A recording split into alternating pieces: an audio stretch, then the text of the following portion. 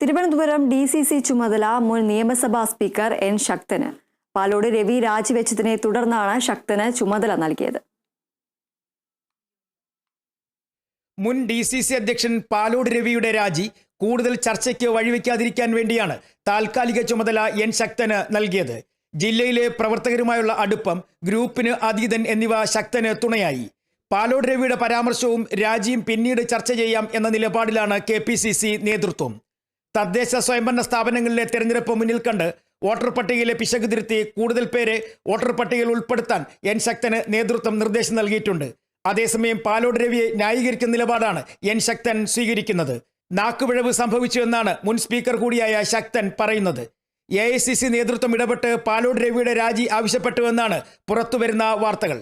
കഴിഞ്ഞ നിയമസഭാ തെരഞ്ഞെടുപ്പിൽ നെടുമങ്ങാട് നിയമസഭാ മണ്ഡലത്തിൽ കോൺഗ്രസ് സ്ഥാനാർത്ഥിയായ PS പ്രശാന്തിന്റെ തോൽവിക്ക് പിന്നാലെ പാലോട് രവിക്കെതിരെ ശക്തമായ പ്രതിഷേധം ഉയർന്നിരുന്നു. എന്നാൽ നേതൃത്വം ഇടപെട്ട് പ്രശ്നം പരിഹരിച്ചു. Kerala vision news, Thiruvananthapuram.